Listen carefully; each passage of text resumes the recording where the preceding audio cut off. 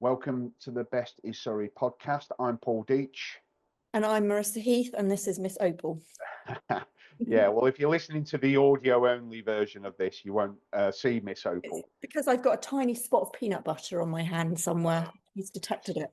Fair enough, fair enough. Now, we've agreed we're going to change the format ever so slightly with these podcasts, really based on feedback that we've had from listeners, which is great. And that is, they don't want any nonsense. They just want us to get stuck into the main topic, and that's all they want to hear. So, we will act on that feedback. Today, we're going to talk about local government reorganisation, devolution, and what that means for Surrey. Our last podcast was on local government reorganisation, but we knew very little then. Now we know a lot more. It's all official. The government have made the official announcement. They've made the decision to postpone the elections. There's a tiny bit more meat on the bone, so to speak, in terms of how this thing is going to pan out. So we thought we'd do a podcast to talk about it. Now, one of the things that I certainly want to cover off today, because, essentially what we're looking at is reducing our 12... Miss Opal, come on, you're distracting us. Basically, what's going to happen is we're going to go from 12 local authorities. So that's Surrey County Council as the top tier authority, and 11 boroughs and districts that sit underneath all of that across the county. We're going to go from that to either 2 or 3 authorities. I think the borough and district leaders have announced that they're not going to pursue a single authority. And I agree with that. I was a proponent of a single unitary authority when this was first mooted 5 years ago, but I've come to the realization that is too big, especially when it comes to service delivery on some of the things like grass verges, potholes, highways, all that sort of stuff. It is a bit big, but I think 2 is about right. What do you think? There's so much work to be done. I was having a conversation with someone on Facebook who was commenting on a post I put, and they were angry about the elections not happening in May. Yeah. And I get that. Elections are really, really important because that's the bedrock of our democracy. And as our democracy has been rocked over the last few years, and I do think it has, it has felt a bit unstable, and there's been things that have happened, the COVID kind of corruption stuff and things like that, that have made people think, what's the point? I can understand why people are so precious about elections and see them as really important, but actually the amount of work we have to do in the next year is immense, because you've got to look at all of the economic makeup of every area in Surrey and work out how you split the county, basically, so that you don't create one unitary that goes bust in the first year or something, and another unitary that's okay, that you don't create areas of poverty or areas of such high need the unitary can't handle it. So there's this humongous amount of work to be done. And it's coming at us fast, and that work will basically sort of set out really how many unitaries can manage this. But the government originally said it was per sort of 500,000 population, wasn't it? And we're at 1.2 in Surrey, so it does seem that 2 unitaries probably is the right way to go on this. If you're going to try and get efficiencies, and here is the fundamental aim of this, it's about driving efficiencies and driving economic growth. And if you're going to do both of those, you need to cut your head count, and you need to get down to trying to put as much money in frontline services as you possibly can. So at the moment, we've got 12 chief executives on 150k to 200k, and some with some of them.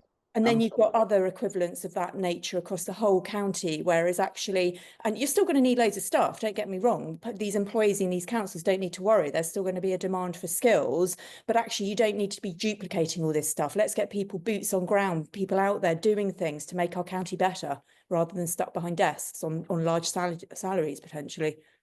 I agree. And one thing I just want to cover off as well is, is that staff thing. Surrey County Council employ an enormous amount of staff. I think it's 5,000 to 7,000 members of staff that they employ, plus contractors and agency workers and all that sort of stuff. And then the borough and districts between them as well probably employ a similar number of people. So that's the tiers of local government in Surrey are probably, after the NHS, maybe the largest definitely. employer in the county. You know, and I can imagine for a lot of those staff, there's a lot of uncertainty right now over this. But as you've just said, that I don't think they need to worry, because, you know, they're still going to need to deliver all the services, and, you know, they don't, as we know, they don't deliver themselves. So, but I can imagine there's a lot of uncertainty, and I'm a little bit disappointed, to be honest with you, with some of the opposition MPs and councillors, for really sort of, I think they've been a bit irresponsible in the way that they're reporting all of this, you know. When well, it's being used politically as ever, and they always kind of say it's not political, it's in the best interest of the residents, but actually they're using it politically. Let's be frank about this. So we know what happened in the general election last year. People wanted change and they voted accordingly. So this year they think this is our opportunity now. We can still carry on reaping the benefits of that. So that's why they're going hard for this. However, last year's election is very different to this year's election. This year you've got Reform playing an even stronger hand in this. So potentially, you know, what are the outcomes of elections? Reform councillors coming in, some more Liberal Democrats, probably a lot more independents potentially, all sorts of stuff happening. And so that's political fun for everyone to get involved in that. But this is bigger. This is bigger than our political parties. It's bigger than you and me being Conservative councillors. Let's look at the situation here. Voter turnout is low in local elections. Engagement and democracy is already not great when it comes to a local level, as far as I'm concerned. We need to do better. So therefore, we should be trying to use this opportunity to engage more people, to do better, to empower residents' associations and parish councils, and come up with a model that makes everyone want to vote next year. And let's try and actually vote on the facts for once. Wouldn't that just be amazing if we could do that? I just watched this video that's got Keir Starmer repeating literally about 120 times, council tax, no taxes will go up under a Labour government. Council tax will not go up under a Labour government. And it did. And all our elections are just based on people feeling like they've been misled and things. So I think over the next year, we need to be really transparent and clear about where this is going, and do our utmost as the existing councillors to try and make democracy work by engaging with our community so much in order to get their feedback on how this is going to play out.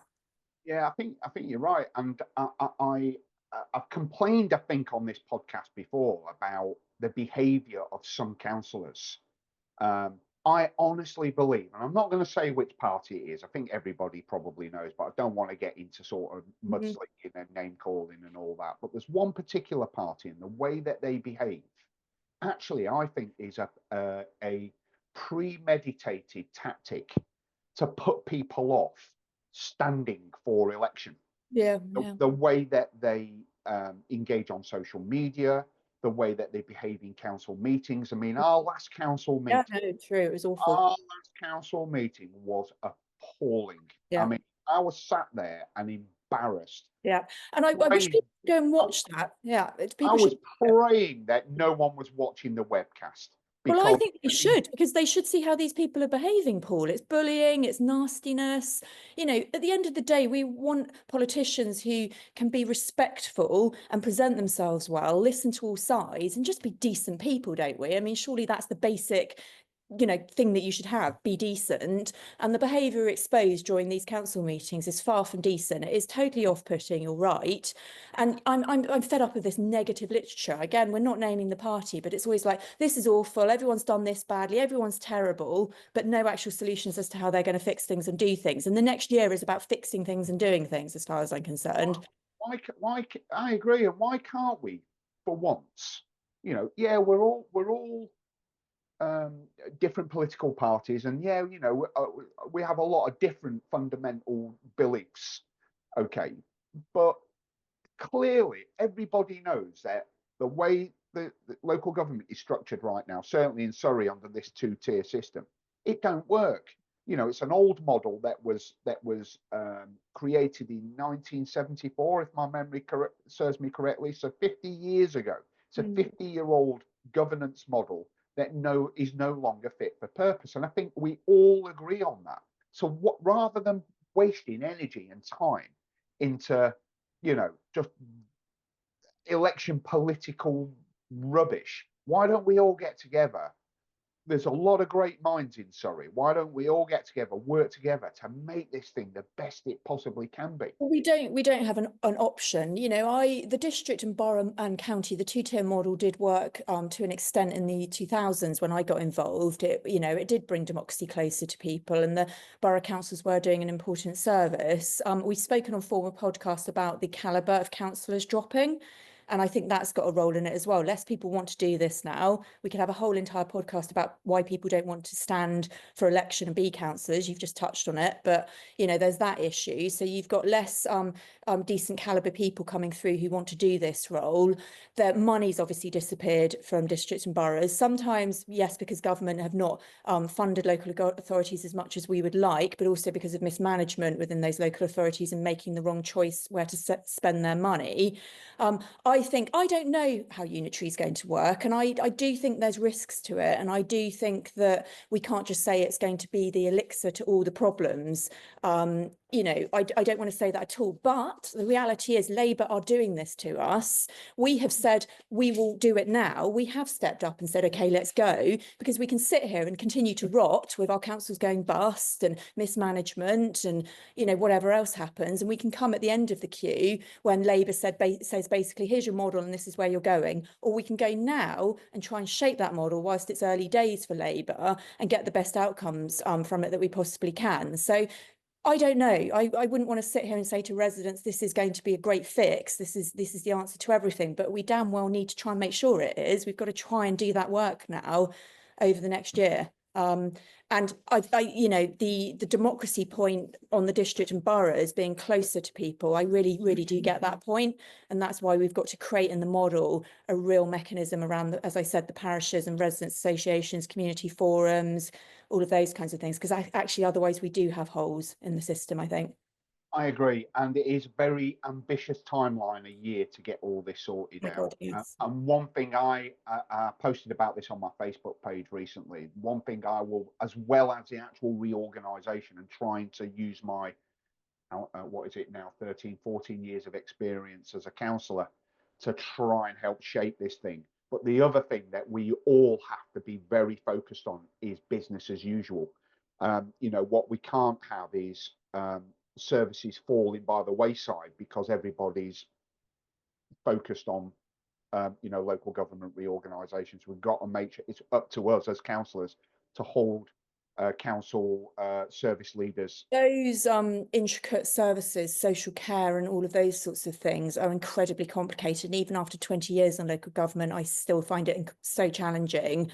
You know, a reform person was saying to me on Facebook, why don't you have the elections? We'll probably win, and then we can come and make more efficiencies and more cuts. We'll be better at it than you. And I was like, well, the thing is, when you come into a council, you can kind of go, yes, off with that person's head and get rid of that and do away with this. And then you realise the ramifications that come down the line because of that on people's daily lives, actually, and vulnerable people in particular. So, yeah, I can come in and look at the council and go, oh, I'd like to chop this, that and the other and put all the money into our roads and blah, blah, blah, blah, blah. But somewhere along the line, that then snaps and breaks. So you do need the experience to understand that. Well, it might be an interesting case in point with what's going on in America with Trump and the way that he's dealing with federal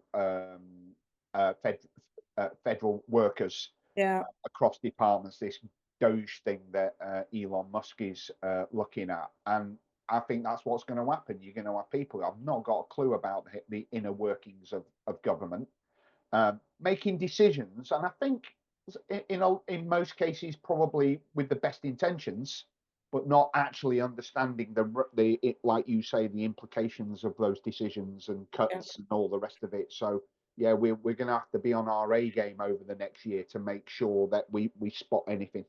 Yeah, and I would, you know, I suppose the only one similarity I'd have in the thinking with Trump is, yes, get rid of these kind of roles that are superfluous, that are writing papers on whatever it is.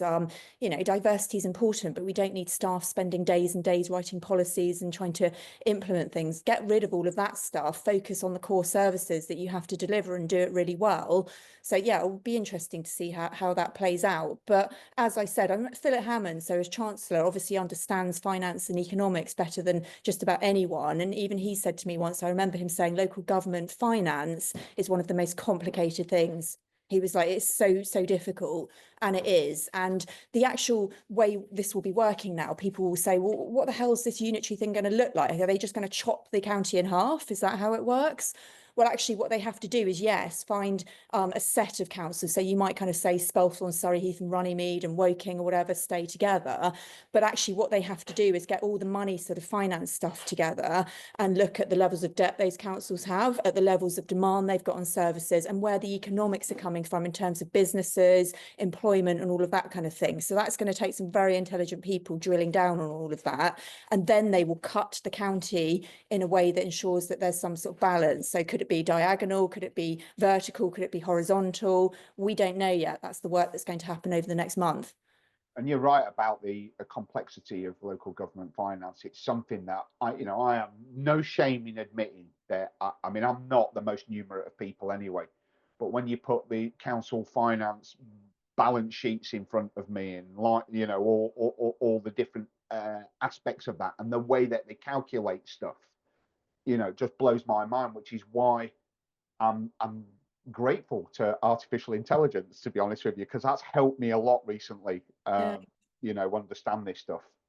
Bright people like you understand it really easily. I don't. No, I find it difficult as well. It is really difficult. So there'll be, and for people wondering how this will work, so basically the government civil servants in the, what do they call the Department of Local Government nowadays? They're always changing the name, aren't they? But Department of Local Government will be working with the county council not elected, the staff. So you've got your chief executive and what we call our CLT, which is our corporate leadership.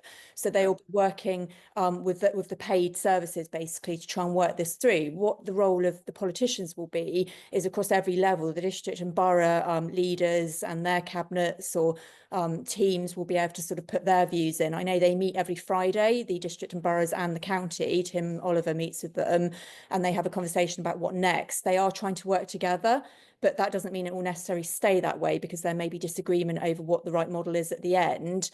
Fundamentally, I think a lot of the work stays with the county council because it's the biggest entity dealing with a huge, the district and boroughs, Mole Valley have got a 10 million budget. We've got a sort of 1.2, 1.5 billion budget. So it's a very different game here. So a lot of the work will stay with the county council.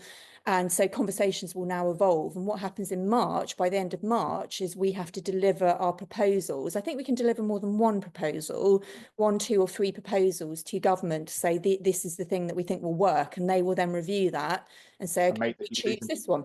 Yeah, they will make the decision. And I just want to say, and I'm not just saying this because he's my Conservative Party leader, but I think we ought to acknowledge Tim Oliver's work on all of this. In the face of some very unfair criticism from, the usual suspects, let's say. But he's done a phenomenal job in engaging with the borough and district leaders, chief executives, and he is the conduit between the government minister, I think Jim Mahon, I think his name is. Jim McMahon.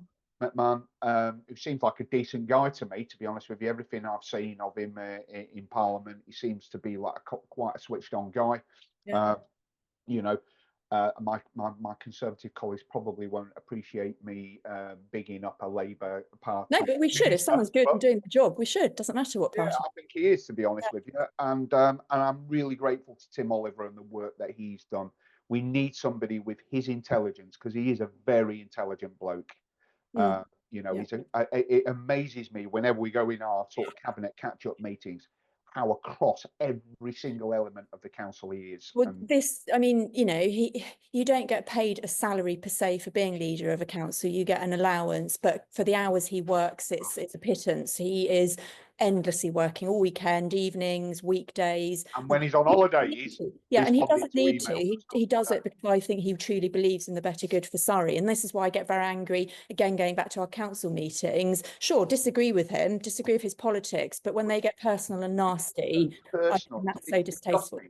It's disgusting. And actually, I think, I'm going to call out our monitoring officer now of the council. You need to get a grip of this. You need to get when you see this behaviour, you need to stamp down on it hard because it is anti-democratic in my view. It puts people off. And we need to do something about it. Well, it's interesting because the next year could be a bit Wild West. So, it's quite strange working under a system where you're not going to exist in a year's time. So we're sort of busy doing our cabinet stuff. It's still in fact, it's probably got even busier because not only are we doing our day-to-day, we're also thinking about this stuff now. But we know we won't exist in a year's time. We're literally going to be dissolved, abolished, whatever. And I think that politically, we've got a bit of a risk of people going a bit crazy during the next year and just sort of thinking, I'll say what I want, I'll do what I want, and all the energy being really riled up around this massive change. So I hope that people can behave and go back to the central point on this, which is how are we going to protect Surrey and get the best structure in place for the future? And I said this on the Facebook video I put out. I think Surrey's under huge risk at the moment. We've got two Heathrow airport expansions, Heathrow and Gatwick, on the table. I'm not saying anti or pro, but I'm saying it comes with massive risk. You need to have skin, you've got skin in the game, and we need to be talking and speaking out to protect our residents. You've got however many thousands of new homes that Labour don't want to bother building in London, but want to put on Surrey. So you've got that. We've got increased flooding, all the issues coming with that, and infrastructure and things. Social care is always going up, more SEND children, more elderly people needing help. I mean, Surrey has got some serious challenges. So we have to be on our A game. We have to get a structure that helps us tackle this and keep this county, as in my view, the best in the country. You're absolutely right. And the thing is, with local government reorganisation and devolution, it's all part of a wider Labour Party or Labour government master plan on developing, what is it, another 1.5 million homes. It was in the news this morning that they, they're looking at these new towns, and they're looking at lots of different places where they may be. They've not said where yet, but I'm pretty certain there'll be at least one in Surrey. Being such a strategic place, where that would be, I've no idea. And when you build new towns, that will mean more people, and more people means more demand on services, and so on and so on. And unless they get that infrastructure right, and Labour will not give us more money. I remember 2003 joining the council just as they started to cut all the money to Surrey and build all the homes then as well. This is like repeat, you go in circles in life. We will not be getting any extra money, I'm quite sure of that. So the responsibility of the unitaries and the mayor is to try and attract that funding and be able to create private investment and things. So again, it's something really important. We could have a conversation about the mayor on another podcast and the role of mayors, but Surrey's literally going to have its own Andy Burnham.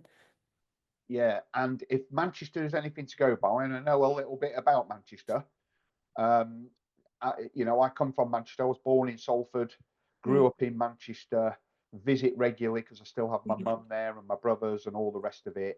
And actually, that is a city that has benefited from devolution. It's done well out of it, and there are new initiatives coming forward, almost announcements on a daily basis on some of the stuff, the really cool stuff, integrated transport systems and all this sort of stuff. We could have that here in Surrey if we get this right. No, exactly.